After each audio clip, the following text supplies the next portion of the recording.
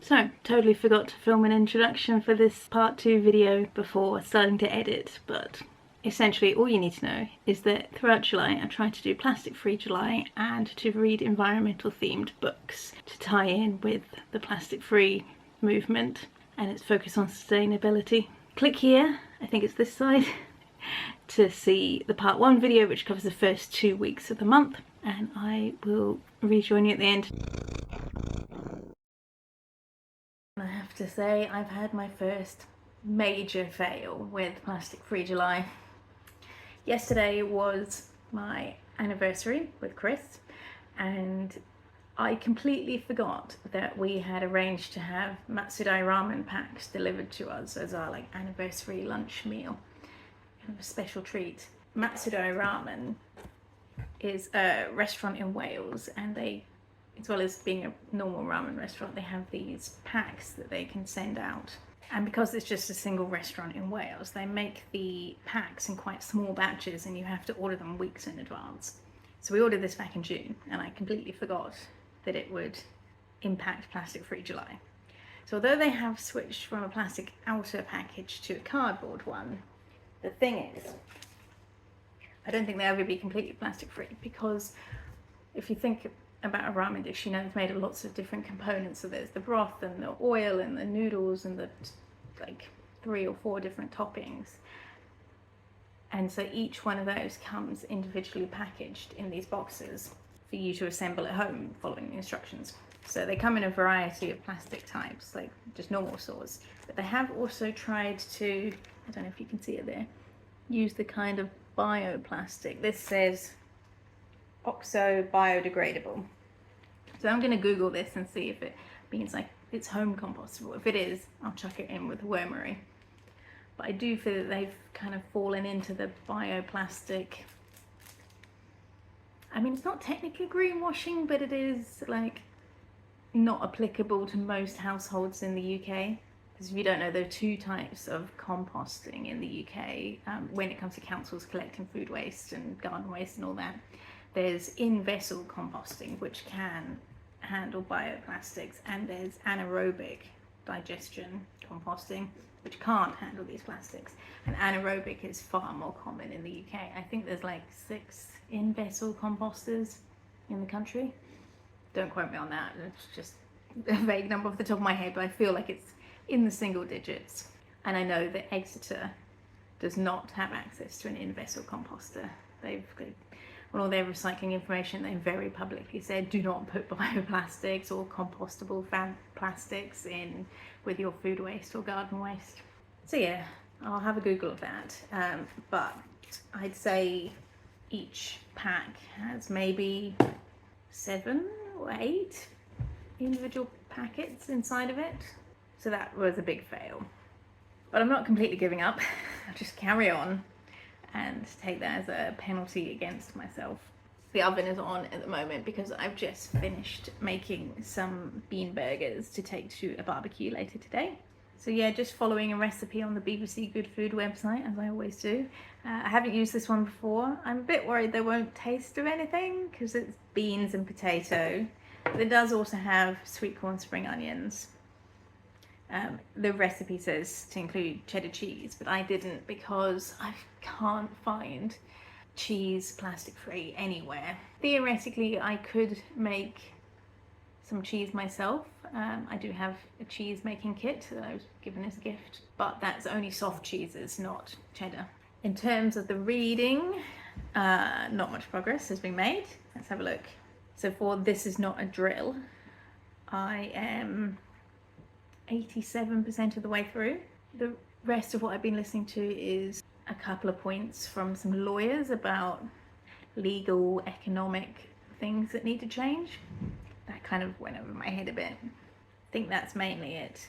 Now that I'm back home, I just have less time to make progress. I really need to pick up a physical book so I can read it in the evenings. And they are done. I mean, they look good, even if they don't taste good, but we'll see. I think this part 2 is going to be a much shorter video than part 1. Oh, things went a bit downhill for the second half of Plastic Free July. Not completely off the cliff downhill, but 70% reduced in effectiveness and positivity.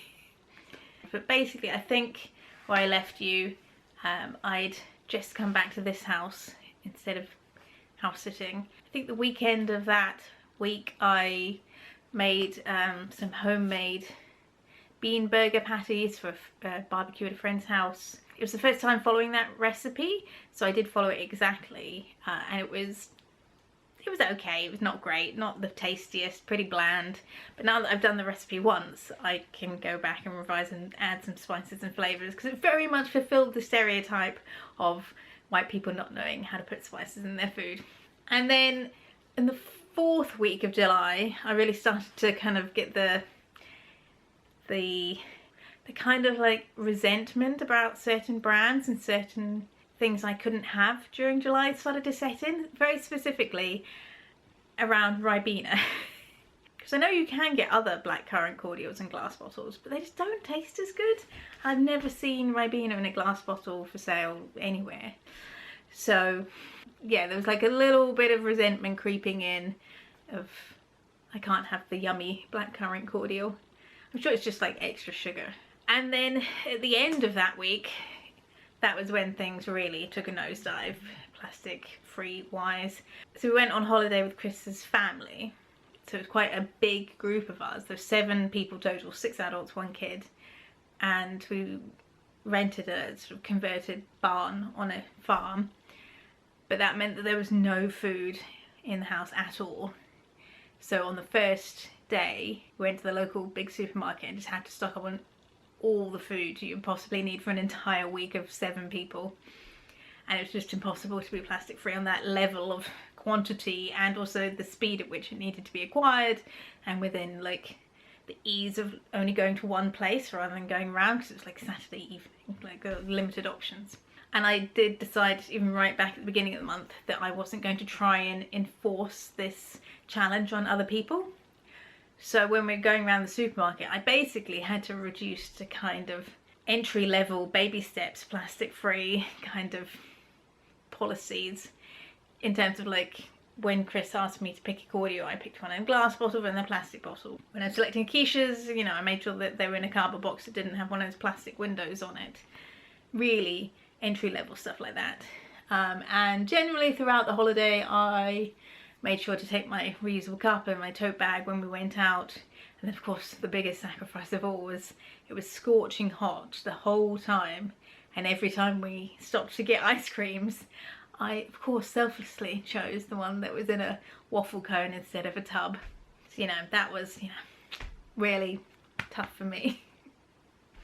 But other than that, yeah, it just felt like it took a nosedive at the end of the month. So we went on holiday on the 27th. It was like the last 5 days of the month were impacted by that. I can't beat myself up too much about it because I did what I could, and that's just what the situation was. I would think I would have been incredibly unpopular if I had tried to make other people follow this challenge when they hadn't opted in. And, you know, like there was a 2-year-old with us and all of her food was pre-packaged and stuff, and yeah, if I dragged people around multiple zero waste shops, if there even were any. I mean, I assume there maybe was one somewhere, but in a town the size of Stratford, but I didn't actually see one. But I also wasn't looking out for one. Anyway, it's the beginning of August now, so onto the books for a little bit. So I think I'm right in remembering that the last time I updated you, I was like halfway through This Is Not a Drill, and maybe like 20% of the way through Some We Eat, Some We Hate. No, what's it called? Some We Love, Some We Hate, Some We Eat. Not a huge update on anything, but I finished This Is Not a Drill, and as you see, bought myself a physical copy. I did this because I think I'm going to use it to refer to quotes and information when it comes to, I don't know if I've mentioned it to you guys, but I'm training to be a carbon literacy trainer, and they give you a presentation pack of like a slide deck to get started with the core modules, but you can personalize it to your audience, and I think this would be appropriate to my audience, which is all, you know, artistic people or people who work in the arts. But so this is kind of broken into 3 segments. The first section is stories from people who've been directly affected by climate change. The middle section is people who helped organise the big protests in London that they ran. And then the third section is more high-level economic and political changes that need to happen. Kind of lost me a little bit on the third section just because it's kind of interesting to hear about the things that need to happen, but because I'm not a politician or an economist or a think tank or anything like that, it sort of feels like this is very much above my pay grade. So with that in mind, the most interesting section to me was the middle section, which is about an event organisation, which is, I work in an art centre, so we organise events all the time, so that more directly related to what I do.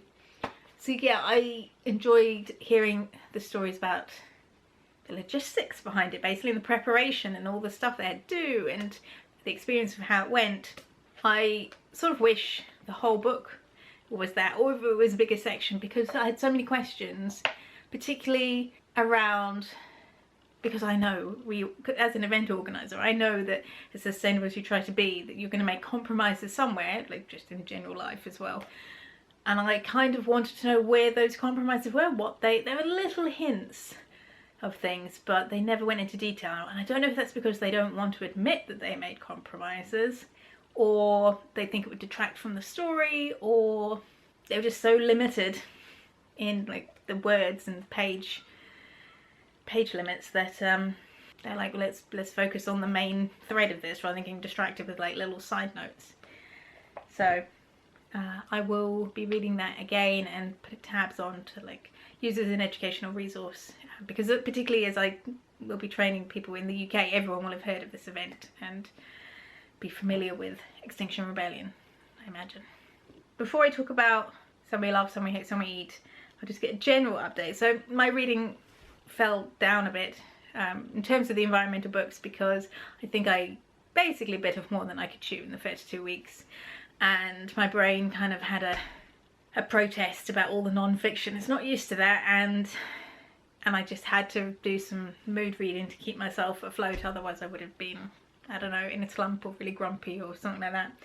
But there are a couple of other books I got part way through. My loan for Braiding Sweetgrass did come in eventually, but not until like the 29th, so I haven't made any progress in that. And then I took out a loan for Not Too Late by Rebecca Solnit. This is another one I think I'll buy a physical copy to refer back to for my training, because it's about having optimism in the face of climate change, believing you can make an impact. So of course will be incredibly relevant. So I got started on that, but I haven't got very far. Now on the way to the holiday in the car to Stratford, we listened to the Adam Buxton podcast. He normally interviews like comedians and, I don't know, TV personalities, that kind of thing. But this time he was interviewing George Monbiot, who's a environmental journalist, particularly for The Guardian, I believe. But he's also, turns out, released some books, and he was talking about his book called Regenesis, which is all about farming and soil health and a way forward for the British food industry. And I did get that book on Libby, but I haven't clicked on the little picture thing at all. I haven't started reading it, but I did think it would be interesting to be a contrasting or complementary book to Wilding by Isabella Tree. So I've seen the film adaptation of this recently, but it was very much a teaser for the rewilding project that is happening at the estate where she lives with her family and is running this rewilding project. So it left a ton of questions, which hopefully will be answered in this book. I bought this when we went to Compton Verney, which is another manor house with a big estate, though I don't think as much land as, what's the name of her estate? Knepp. So Compton Verney is an art gallery, but because it has all this land, it's very landscaped, beautiful land, you know, capability brown kind of landscape, but like a lot of landowners, they're interested in wildlife and biodiversity and stuff like that, so they sold this in the gift shop. But haven't opened that yet either. So now we're done talking about the books I bought, or borrowed, but haven't read, I should talk about the book that I DNF'd. So that is, of course, Some We Love, Some We Hate, Some We Eat by Hal Herzog. I had such high hopes for this book, but as you saw in the week 1 and 2 video, I was having problems with it. I initially was able to move past the first problem I had, where he talked about this idea that torturing animals as a child is a normal part of childhood. I kind of thought like, okay, well, if that's what you think, let's just move on and carry on. So I kept going, and there are a few more interesting chapters. I did have a problem with the style, which I'll come back to, but then the point that made me DNF was I think they were consecutive chapters about pet ownership. So they were talking examples of good pet ownership and bonds between humans and animals and bad, and like the definition of a pet and that kind of thing. The two of these very short chapters, which just wound me up so much that I had to put down the book in sort of anger and frustration, if only for my own blood pressure. The first one was talking about when the bond of a pet ownership goes wrong, which was this couple, I can't remember where they lived, so this couple had decided that they were going to get a dog. They'd never owned a dog before, but they did all their research, or so the author claims, and they decided as first time dog owners that they were going to buy, not adopt, but buy a puppy Shiba Inu. I'm not a dog person, even I know that sounds like a bad idea, because Shibas are not like chill, relaxed Labrador, first time owner, lays around, be cute and floppy. No, they are like high alert, high intensity. They're not as bad as Huskies, I'd say, but they're still like hunting, working dogs. And surprise, surprise, they say they took it to puppy training, but it just didn't work out or something, and that this dog was like too antisocial and a bit like neurotic and weird, and so things weren't going well, and like it wasn't behaving, and it was, you know, causing problems both for the owners interacting with other people, but also just within the marriage itself. And they were wondering how to like fix this dog's problems, and a colleague suggested to one of them that they get a second dog. And at first glance, this seemed like reasonably good advice. You know, if you have a neurotic, nervy horse, then you get a chill, calm donkey, and they generally calm down. They realise, like, the donkey's not fussed about what's going on, I don't need to be stressed about what's going on. So you think that for their second dog, they would get an older, calmer dog to like teach the Shiba, you know, the ways of the world. No, they decided to adopt a second puppy Shiba Inu. And just like, who in their right mind thinks, I have a problem, I know what'll fix it, getting two of that problem? It's so frustrating to read, particularly as, you know, an animal lover, and I work in the pet industry as well as all the other industries I work in, but it's just, so frustrating. And once again, you know, they didn't even adopt an older dog, because with an older dog, you kind of know its personality. No, they adopt a puppy. No, not adopt, they buy a puppy. So once again, like, you don't know what it's going to be like when it grows up. And apparently the second dog was even more neurotic and insane than the first one. And so it didn't fix anything, and if anything, made things worse. It said at one point that they seriously had conversations about whether to put the dogs down because there was so much trouble. But like, one person would always be sympathetic to the animals at that point, and then they'd switch roles later on. And then the chapter ended with it saying that the couple were getting a divorce, or they were separating. And then the final line of the chapter was, it is unclear what is going to happen to the dogs. Ugh. And then, if that wasn't bad enough, the next chapter was, in a way, even worse, or even more frustrating. The chapter was about the definition of a pet, and how it can be quite hard to put strict boundaries on what is and what isn't a pet. And so in this chapter, the author goes to visit a friend who lives at a farm. And he has a whole menagerie of animals, and he's got like chickens and ducks and cats and dogs and all sorts. And his kids have some guinea pigs, and the author is going over with his wife to have dinner with the farm owner. I don't think he's technically a farmer. It's just that he has a lot of, you know, like a little home farm essentially. And so I kind of, well, I thought I knew as this chapter was going. I thought, oh, he's going to kill one of the chickens and they'll have that for dinner, because he doesn't see it as a pet. Or he sees it as like a jewel pet and meat source. No, no, he didn't do that. What he did was he killed one of his kids' guinea pigs, served that for dinner. Which is just so unbelievable, because he didn't kill his own pet, he killed his kid's pet. And the final line of that chapter was, I guess he didn't consider it a pet.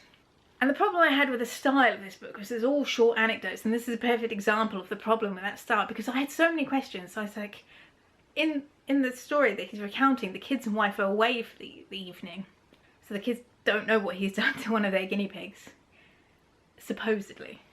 But then my follow-up questions are things like, do the kids know that their guinea pigs could be dinner? Like, if the kids are raising them and they also don't truly consider the guinea pigs pets, then maybe what he did was okay. Like, did they know he was going to serve the guinea pig for dinner that evening to his visiting colleague?